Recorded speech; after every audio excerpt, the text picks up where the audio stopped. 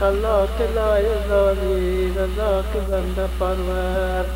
یا رب تو لایزالی دانای کلیالی، محبوبی به زوالی صدق قدیمی اکبر.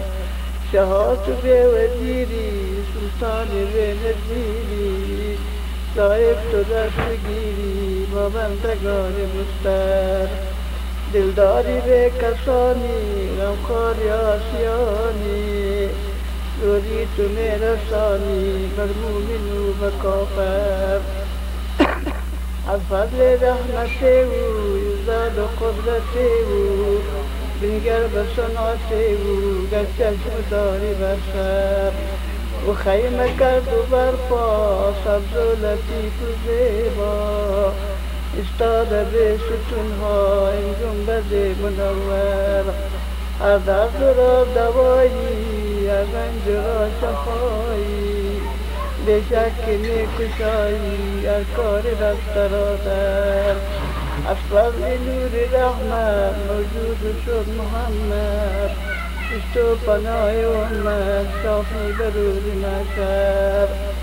آن صدر و بزر کونین سلطان قاب و قوسین، بزر دجا و یخنین یعنی رسولی اکبر. یسرب بود مقامش جانم فدای نامش، مرغ دلم بدامش مانند کبوتر. گویم دعای سید جانم فدای سید، خانم ثنای سید با هر دو زلف عنبر. برگرد حمد داور مغفور ثنای حیدر، قوم جنتنا ساقی به حوض کوثر. شیر خدا بزایر گذشت 4 ماه، برخاست و از گواره در دید قوم ایزر. عمرش به 4 ساله شای نجف به تحقیق، مانند شیر غران برید و سرجانتر. روح الامین دعایت رحمت بگو ثنایت، از قوت ولایت در را بکرد خیبر. از عیبت و سلامت کرده جهان مسخر، در پیش او ثناخوان استاده بود قنبر. ولی ملک داور سلطان 7 کشور، از پس باد سرسر تیغش بود و پیکر. مومن شده از دامش قام و قوم خاور، بشنیده هم روایت گویم یکی حکایت. یک روز شای مردان نام پیغمبر، آن شای مشکل آسان میخواند ذکر قرآن. ناگاه روی غبرا شد مرغ ثبت و پیدا، تأثیر وهم خورده لرزان چه باد سرسر. مرغی دیگر عیان شد اندر پی جوان شد، چنگال و تیز کرده مانندنی غضنفر. آمد یکی کبوتر زار و خراب و هفتر، در پیش شای مردان گفت حال خود سراسر. شها من غریبم آمد پس رقیبم، دیدار شد نصیبم شکر خدای داور. دارم دوست دیگر بند فرزندگان دل بند، اصلا به تو مخورسم به انتظار مادر. چون بال و پر ندارن جای گذر ندارن، از ما خبر ندارن رزشین مقدر. طفلان من نسیرن از پاکگی بمیرن، ای وای چی چاره سازم شای غریب پرور. بادش پس در آمد مانند حیدر آمد، دیدش که او پنهان شد در قبای حیدر. شهاد وفا نداری ای باز حیا نداری، ترس از خدا نداری ای ظالم ستمگر. ای قالو تو حیا کن شرم و جلوی ما کن، بیچاره را رها کن از کین و قال و بگذر. امید خود برف کن رزق از خدا طلب کن، خونش تو را بگیرد فردا به روز محشر.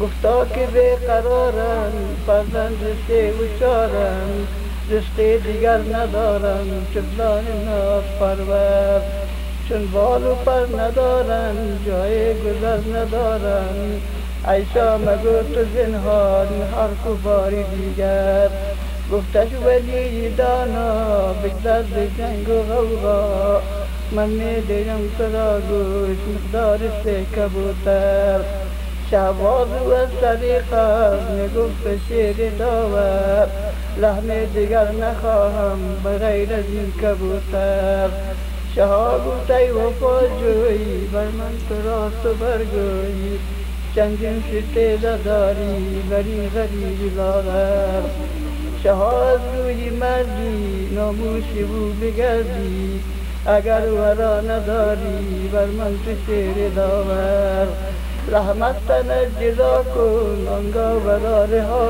کن این از طریق ناموس بکن با ما مقرر بهره در سخاوت بشنید این روایت آن صاحب شجاعت رو کرد و سوی قنبر گفتش که شو روانه این دم به سوی خانه میزان و تیغ و برگی تعجیل کن بیاور آمد به خانه قنبر مانند باد سرسر میزان و تیغ و آورد بالحال و پیج حیدر شها گفت ای کبوتر بیا فرمان تو بینگر بینشین میانی میزان ای طاهر سبوک پر تا من بیشتی یزدان یک پاره گوشت و از جان مانم به قلب میزان دهم با او بران خیش دنها کشور کشای خاور این حرف سید سیار این عرض گشت و بیوار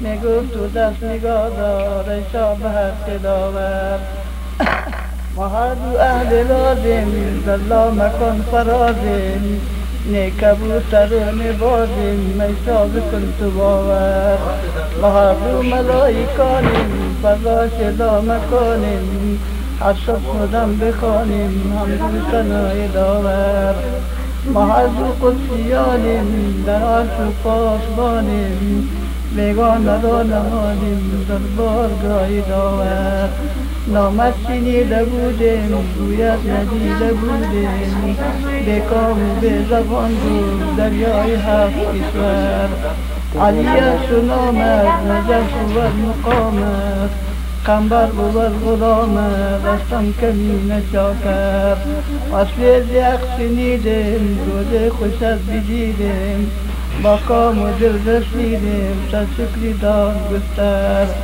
اکنون تو را بدیدیم دیدیم آزمودیم در هیچ جا نباشد کس با شما برابر از پیش شاهدین باز کردند و هر دو پرواز از جا که بود و جایش رفتند و باری دیگر از رحمت ثنایش قانون بود گدایش از رحمت سخایش زیر شاه دفتر یا رب یادم آری در وقت جان سپاری دیدار خود نمایی یاندم تو شیر داور همراز با خدایی داماد مصطفایی دیدار خود نمایی وقتی ثواب کرد